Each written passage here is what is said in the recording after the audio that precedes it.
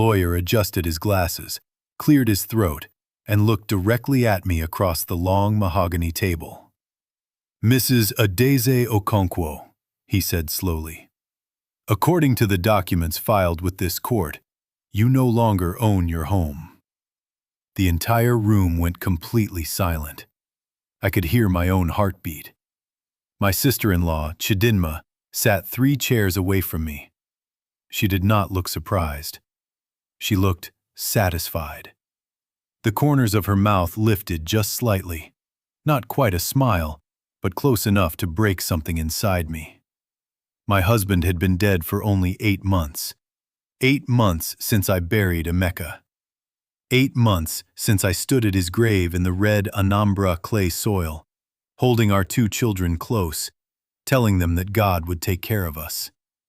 8 months since his family started showing me exactly what they thought of me.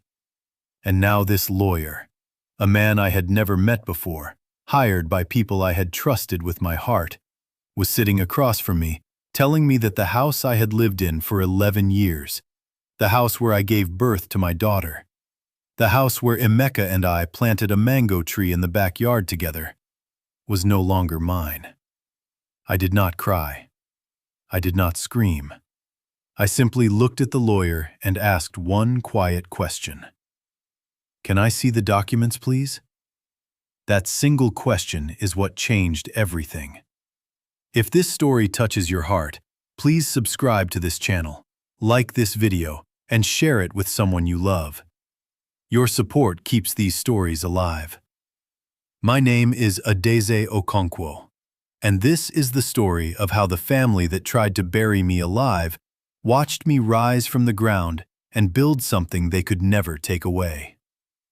Part 2. Character Introduction. I was 41 years old when this happened. I lived in Enugu, in the southeastern part of Nigeria. Most people in my neighborhood knew me as Mama Chukwuemeka, the woman who sells fabric from a small shop on Okpara Avenue and still manages to send both her children to a good private school. My given name is Adeze. It means daughter of a king in Igbo. My mother used to say that name was a prophecy. For most of my life, I honestly did not understand what she meant. I was not a wealthy woman, but I was never careless with money. My shop was small, maybe 6 meters wide, but it was clean, organized, and fully stocked. I woke up every morning at 5:30. I prayed. I cooked breakfast for my children. I dropped them at school before 7. And I was in my shop before 8 o'clock without fail. Emeka always said I was the most disciplined person he had ever met. He was not wrong. I saved money the way some people breathe, consistently, without thinking too much about it. Not because I was afraid of poverty, but because I had seen what poverty could do to a family's dignity. I grew up watching my mother stretch 10,000 naira across 3 weeks. I promised myself early that I would never let my children wear that kind of worry on their faces. Beyond the shop, I was also known in our church. I served on the welfare committee for 7 years. When families in our parish lost someone, I was usually the first person at their door with food. Not because anyone asked me to, simply because it felt like the right thing to do. I was kind. I am not saying that to make myself sound good. I am saying it because it becomes important later. Because people who are kind are often the most vulnerable to people who are not. My children were 12 and 8 at the time. Chisom, my daughter, and little Obiora. They were everything to me after Emeka died. Everything. Part 3. Family background. Emeka came from a large family in Nnewi. His father, Chief Okonkwo, had 3 wives and 11 children from those 3 marriages. Emeka was the second son of the first wife, which technically made him important in the family structure. But importance in that family was something that had to be fought for constantly. From the very beginning, his family never fully accepted me. I was not from Nnewi, I was from Nsuka. That alone made me an outsider in their eyes. His mother, Mama Okonkwo, a tall, broad-shouldered woman with a voice that carried across a compound, made it very clear at our introduction ceremony that she had hoped Emeka would marry a girl from a family she already knew. I smiled through that entire day. I cooked for his family every Christmas for 11 years. I sent money to his younger siblings when they needed school fees. When his sister Ngozi had her first baby, I traveled to Nnewi and spent 2 weeks helping her with the newborn. When his brother Chukwudi lost his job in Lagos and needed a place to stay, Emeka and I opened our home to him for 4 months without charging a single naira. I never complained. Not once. Not to Emeka, not to my own mother. I told myself that family is family, and that one day they would see my heart clearly. But here is something I have learned since then. Some people are not looking for your heart. They are looking for what is in your hands. Chidinma, the one who sat across from me in that lawyer's office with the almost smile, was Emeka's younger sister. She was 36, unmarried, and had lived most of her adult life depending on her brothers for money. When Emeka was alive, she visited us often. She was loud, charming, and very good at making people feel comfortable around her. I trusted her. I should not have. After Emeka died, she was the first family member to arrive at our house. She cried beautifully at the funeral. She held my children and told them their father was a good man.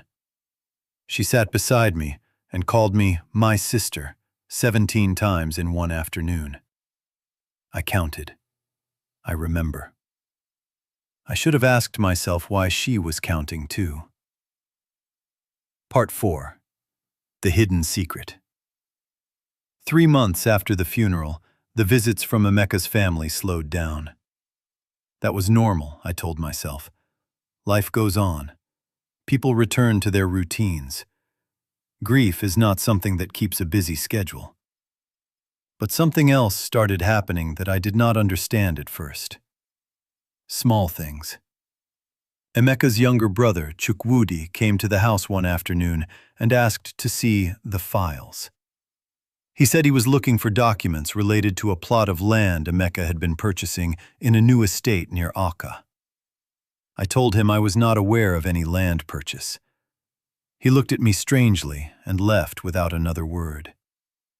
2 weeks later, a man I had never met arrived at my shop and handed me a sealed envelope.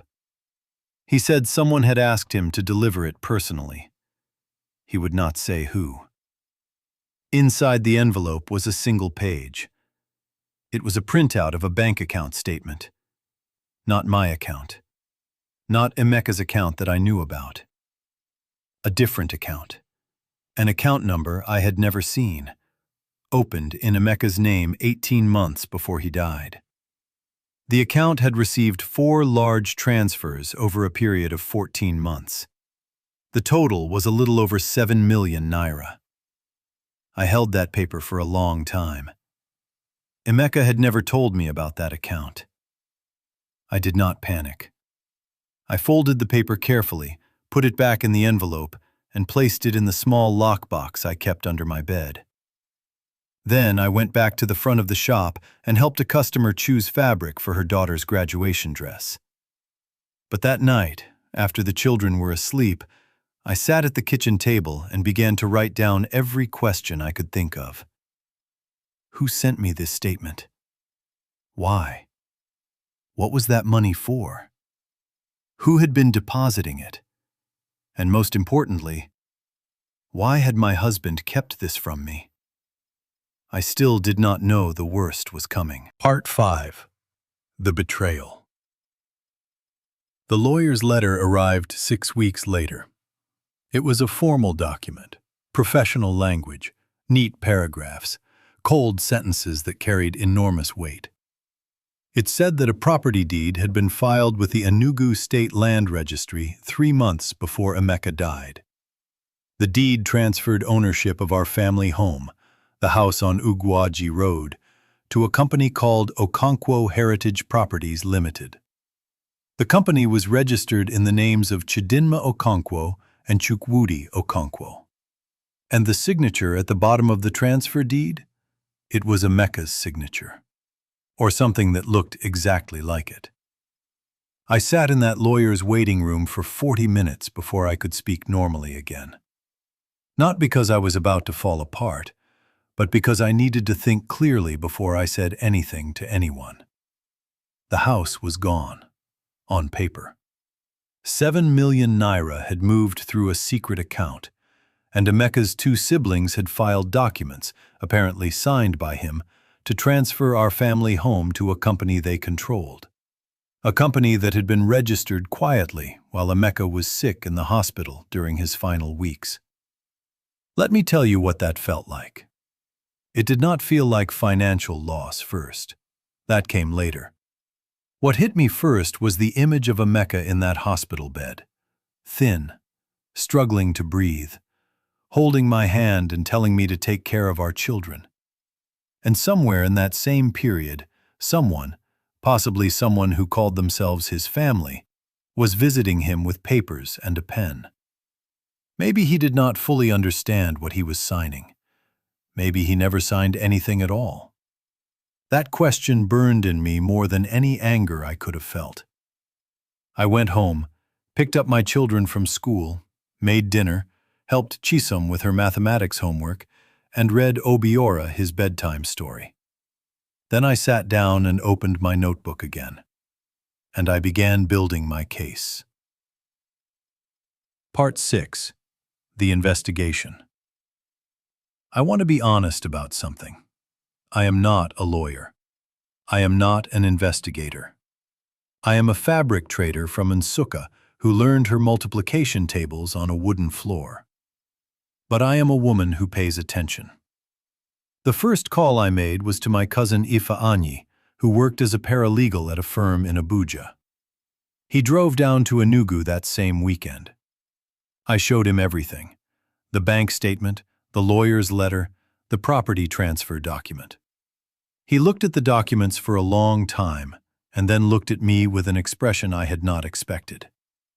Not pity, respect. "Adeze," he said, "whoever did this was very careful. But not careful enough." He explained that for a property transfer to be legally valid, there needed to be a certified witness signature and a notary stamp. He looked at the document carefully with a magnifying glass he carried in his briefcase. The notary stamp on the transfer deed, the date on it was 2 days after Emeka had been admitted to the intensive care unit.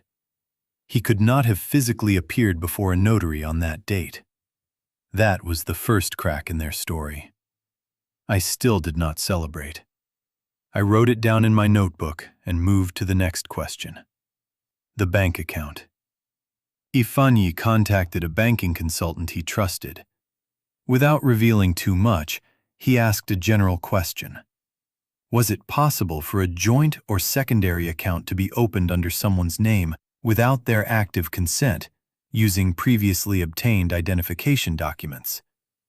The answer was, yes, in some cases of fraud, it had been done.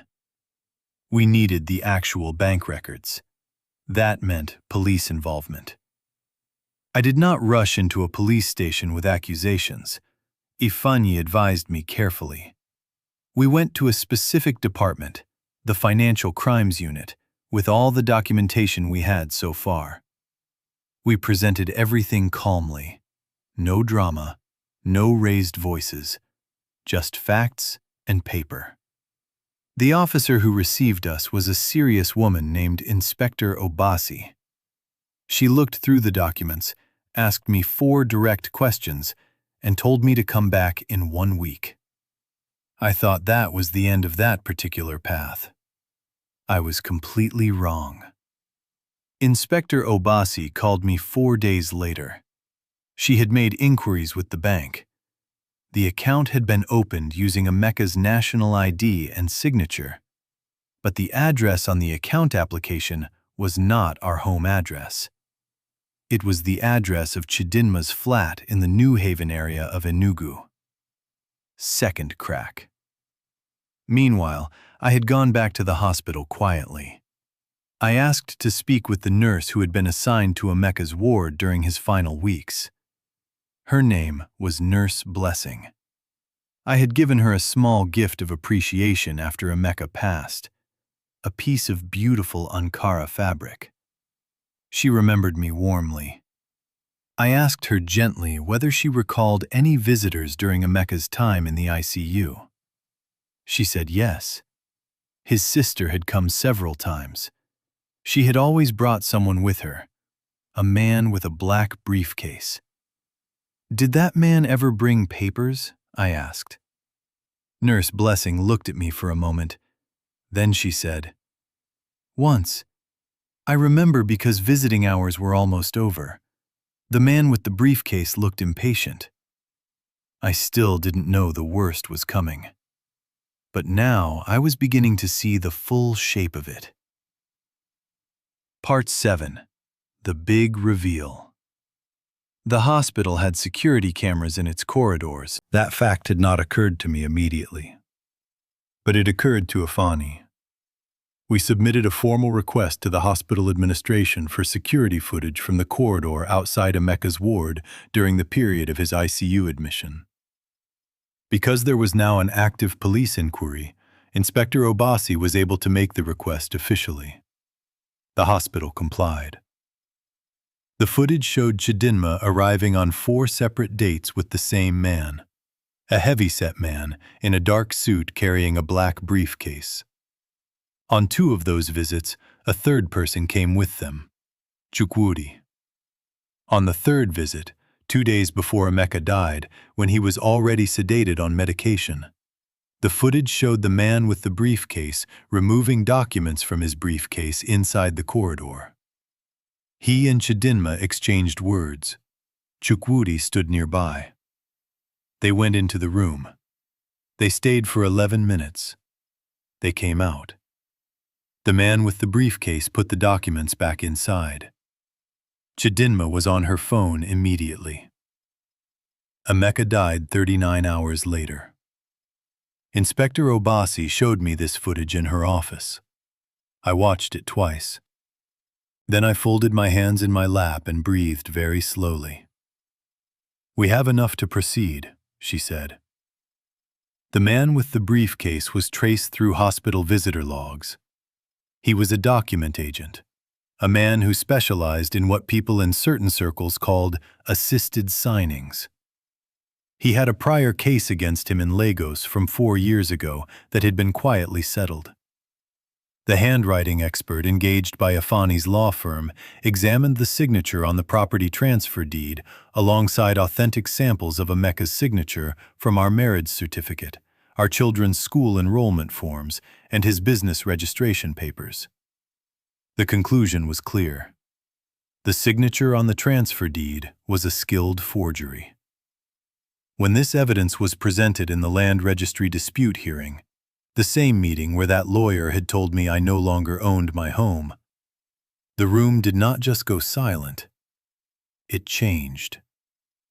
Chidinma's expression changed first. The almost smile disappeared completely. She looked at Chukwudi. He looked at the table. The lawyer they had hired shifted uncomfortably in his seat. I did not raise my voice.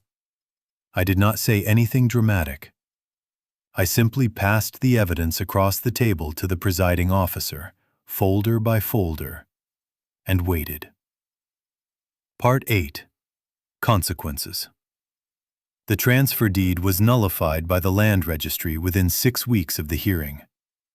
The house on Ugwaji Road was formally and legally returned to my name, and the names of my 2 children as secondary beneficiaries, as Emeka's original will, the real one, had specified.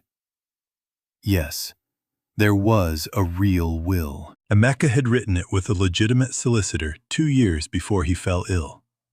It had been registered quietly and securely. Chidinma and Chukwudi had known it existed. That is why they had moved the way they moved. They needed the property transferred before the will could be properly read and executed. Their plan had been precise, but they had not accounted for one thing.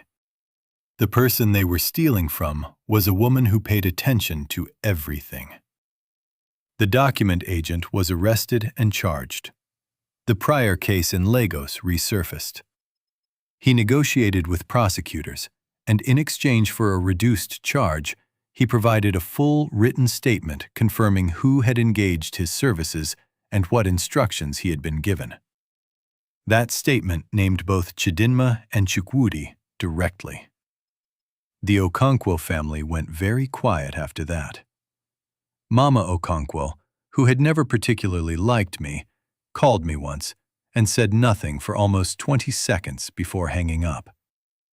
Chief Okonkwo issued no statement. The family that had gathered with such confidence in that lawyer's office scattered the way smoke does when a window opens. Chidinma's engagement.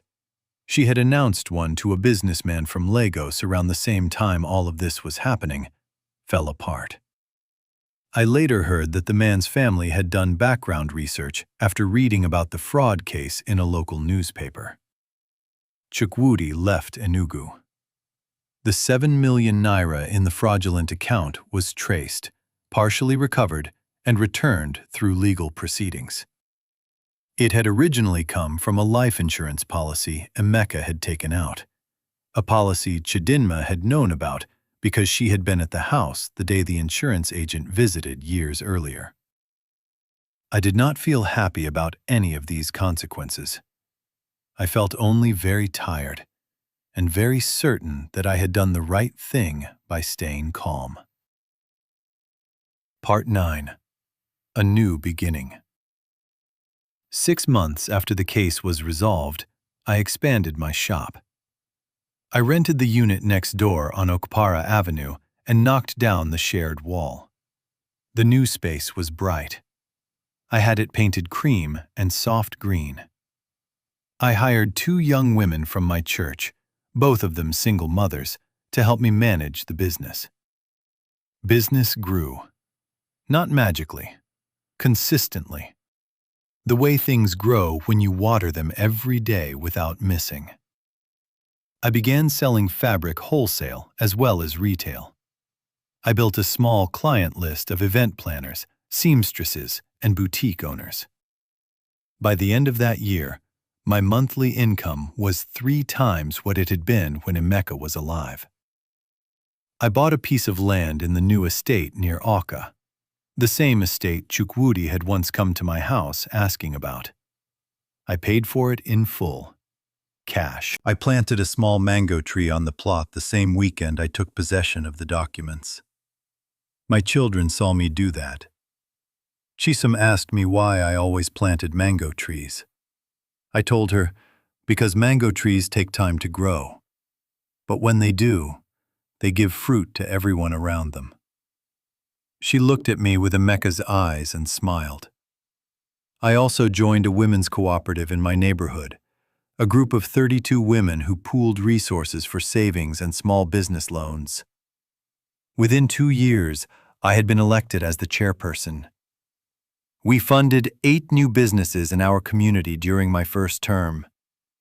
The neighborhood that had once watched me walk alone to the bank with my children, the same people who had whispered after my husband died, who had watched Emeka's family make their moves. Those same neighbors now greeted me differently, with something that looked like quiet respect. I did not buy the neighborhood all at once. I want to be clear about that. I bought it slowly, deliberately, property by property over several years as my business and investments grew.